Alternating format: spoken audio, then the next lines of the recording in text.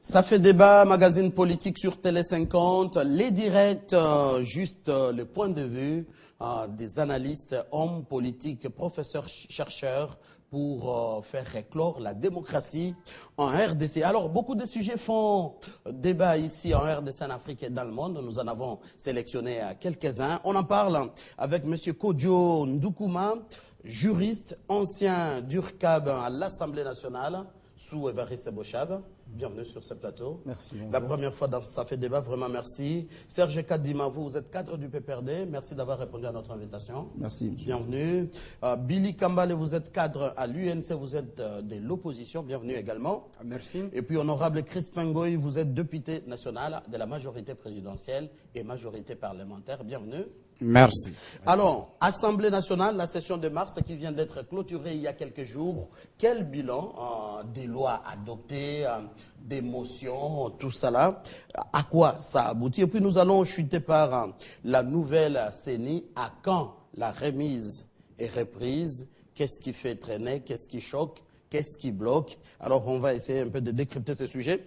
Assemblée nationale, la session de mars, quel bilan? Honorable, nous avons appris que vous avez voté, adopté beaucoup de lois, mais qui ne seraient pas prioritaires pour la vie nationale en RDC. Est-ce vrai?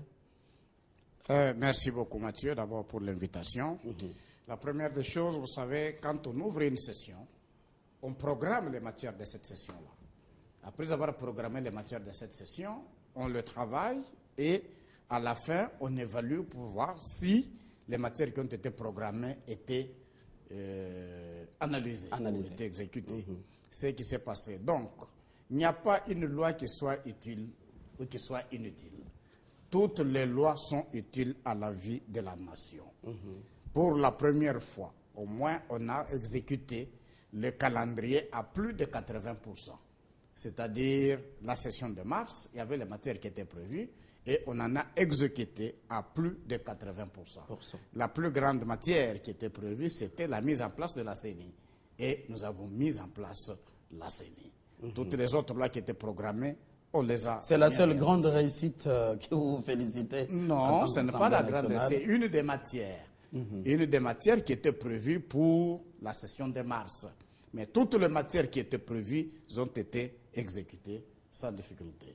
Mais quant à dire... Et que dire que ce ne sont pas des matières prioritaires à la vie nationale? Je parle de la situation à l'Est, je parle de la situation humanitaire toujours à l'Est et beaucoup de lois concernant la vie nationale. Il faut reconnaître que les lois que nous prenons, ce sont les lois pour l'intérêt de toute la République démocratique du Congo et non pas pour l'Est, puisque l'Est ne constitue pas un pays. Nous prenons les lois dans lesquelles l'Est se retrouve. Voilà pourquoi nous avons pris toutes les lois. En ce qui concerne l'armée, nous avons pris les lois. En ce qui concerne la police, nous avons pris les lois. Je peux dire que toutes les lois ont été prises telles que ça a été. Et que dire du bureau qui bloquerait certaines motions issues de l'opposition concernant vraiment la vie vitale de la RDC? Ce n'est qu'une prétention. Le bureau ne peut pas et n'a même pas le pouvoir de bloquer une motion. Ah, d'accord. La plénière est totalement indépendante. Quand la plénière, si la plénière exige, pendant que là que nous devons traiter tel point, quels que soient les points que le bureau a proposés, tout doit changer. D'accord, honorable. Donc, alors, le bureau n'a pas le pouvoir de bloquer. Billy Kambale, vous suivrez de près la politique en RDC. Vous êtes cadre de l'UNC à l'opposition. Une Assemblée nationale qui a adopté et voté beaucoup de lois, mais des lois qui ne seraient pas prioritaires pour l'instant.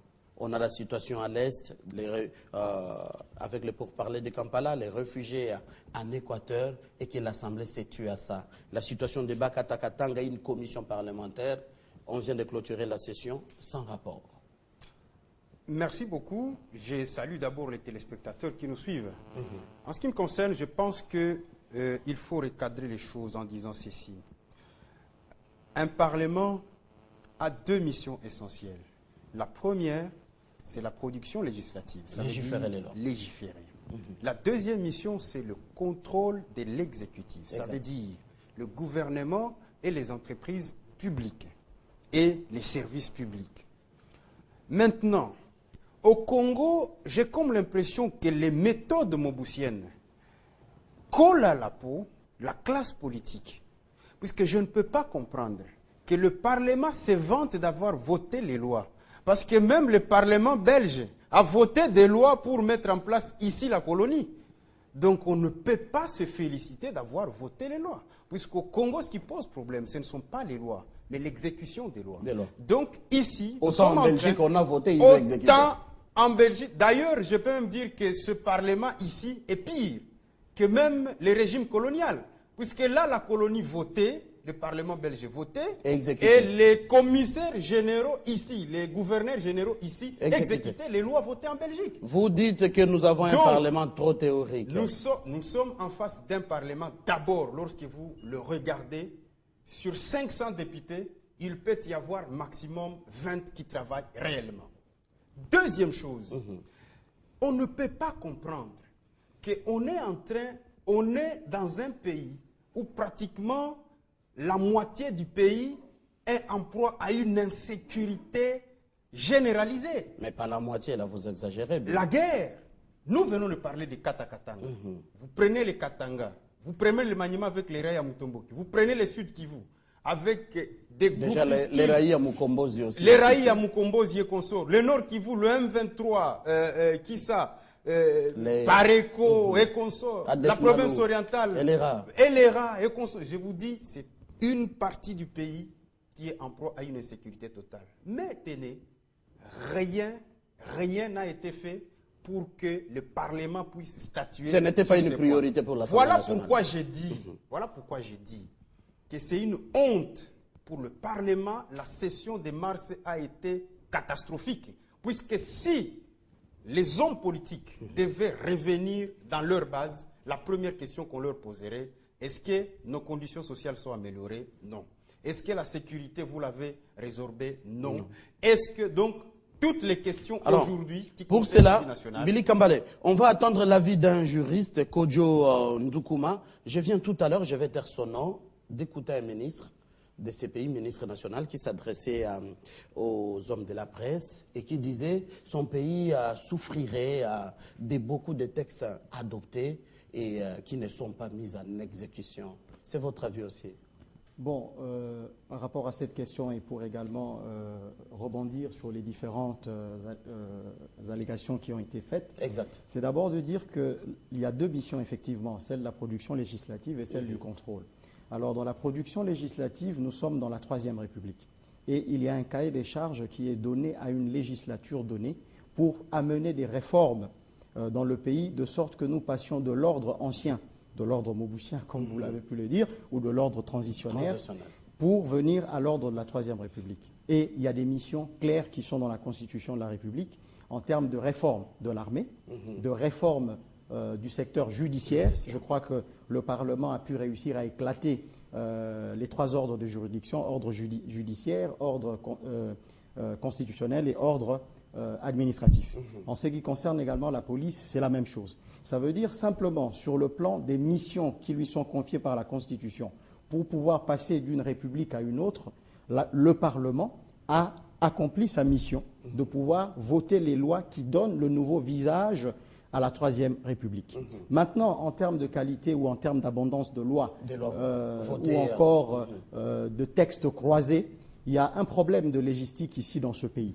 Ça veut dire, lorsque nous faisons un travail législatif, nous ne listons pas toutes les lois anciennes, de l'ordre des lois anciennes. Et nous avons une formule qui devient pratiquement une clause de style et qui donne lieu à interprétation et qui donne lieu à la coexistence des textes de la Troisième République avec des textes mauboutiens ou des textes de la Deuxième République. C'est cette fameuse phrase pour dire toute disposition contraire est abrogée ou ne tient plus en place. Alors que le travail de légistique demanderait que si nous légiférons sur l'armée, par exemple, que nous puissions, dans une disposition finale, reprendre toutes les anciennes lois qui sont abrogées par la loi actuelle.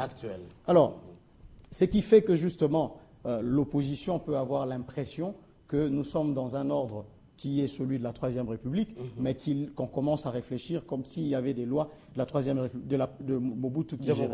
Alors, M. Kodjo, une autre question pour vous compléter. Analyste, quelqu'un qui suit de près la politique en RDC, vous êtes bien sûr juriste, mais penché du côté de la majorité. N'avez-vous pas l'impression d'avoir un Parlement, l'Assemblée nationale, vraiment qui accompagne les gouvernements au lieu de les contrôler? J'irai à contre-pied de votre question. Justement, quand vous regardez en France, dans les vieilles démocraties, ou aux États-Unis, pourquoi Barack Obama, lorsqu'il voulait faire la réforme de la santé publique, il a eu des problèmes? C'est parce qu'il ne contrôlait pas le Congrès. Parce qu'il n'avait pas la majorité. Oui, vous avez en France, aujourd'hui, François Hollande est à l'aise parce qu'il a la majorité au niveau du Sénat et il a la majorité au niveau de l'Assemblée nationale et une majorité confortable qui lui permet d'avoir le quorum de décision même pour une révision constitutionnelle. Ça veut dire que nous devons nous dire qu'il y a une synergie de corps entre les institutions qui ne se combattent pas, qui peuvent se contrôler, qui peuvent se compléter. Et même quand vous regardez... Mais chez nous, ça pose problème quand l'Assemblée nationale tolère des bavures, des bêtises au nom de la majorité. C'est cette dialectique que nous devons avoir et c'est ça le dosage savant qu'il faut avoir. L'opposition, ça dépend des différents parallaxes dans lesquels nous nous plaçons pour observer un fait et ça donne un effet d'optique. Le Parlement voudrait, l'opposition voudrait un Parlement beaucoup plus coercitif contre l'exécutif, mais n'oublions pas que la majorité voudrait donner au gouvernement les instruments pour pouvoir mener sa réforme. Donc, le contrôle d'ailleurs dans d'autres pays, vous pouvez lire toute l'histoire de la Ve République, il n'y a jamais eu de motion de censure qui ait fait tomber un chef de gouvernement. Parce que d'une façon ou d'une autre, il y a une majorité, soit en cohabitation ou une majorité normale, qui protège ce gouvernement-là. Okay, c'est ça la loi de truc. Maintenant, vraiment, une minute pour finir. Le contrôle que nous devons exercer n'est pas nécessairement un contrôle sanction. Nous pouvons faire des études prospectives. Et à l'époque, je me souviens... Mais ça veut dire quoi si les contrôles n'arrivent pas à sanctionner des fauteurs? Ça devient une complicité. Non, parce que, à part le Parlement, nous sommes dans la politique d'une façon générale, il existe des méthodes d'autorégulation au sein des partis. Regardez en Tchécoslovaquie. Le Premier ministre Peter Nečka, il a échappé à 8 motions de censure. Mais finalement, parce qu'il était en indélicatesse avec sa directrice de cabinet, c'est le parti qui lui a demandé de démissionner.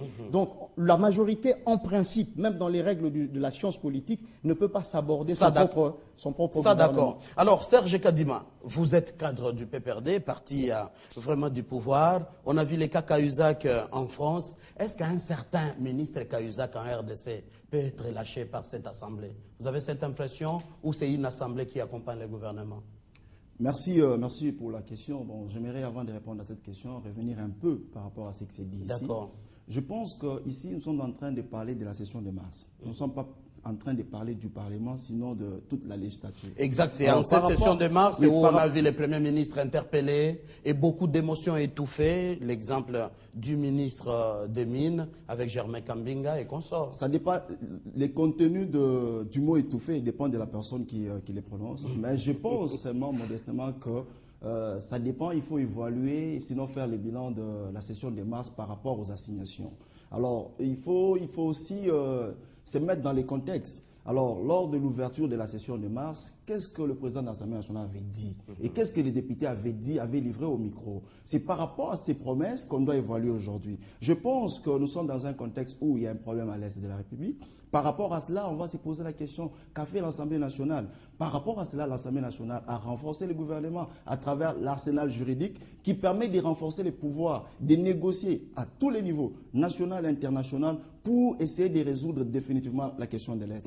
Évidemment, nous avons suivi la réforme, on a parlé de l'insécurité au pays. Alors, l'Assemblée nationale a voté aussi des lois qui renforcent en fait la mission de la police, la mission de l'armée. L'Assemblée nationale, par rapport à la problématique qui se pose aujourd'hui, par rapport à la légitimité de certains organes, notamment les assemblées provinciales, notamment les élections municipales et d'autres élections qui restaient. L'Assemblée nationale venait de renforcer l'organe qui est chargé d'organiser les élections en renforçant, en complétant complétant et renforçant le... On va revenir à ça en deuxième partie. Ah, évidemment, donc ça fait partie de la session. C'est la session qui a donné cette matière-là. Je pense modestement par rapport à tout cela, pour revenir maintenant à la question du ministre des Finances qui a été cité, sinon qui a été, parce que les faits sont avérés. La question c'est de savoir, pensez-vous que ce Parlement, l'Assemblée nationale en RDC, peut un jour abandonner l'ère Cahuzac, même qu'il soit de la majorité,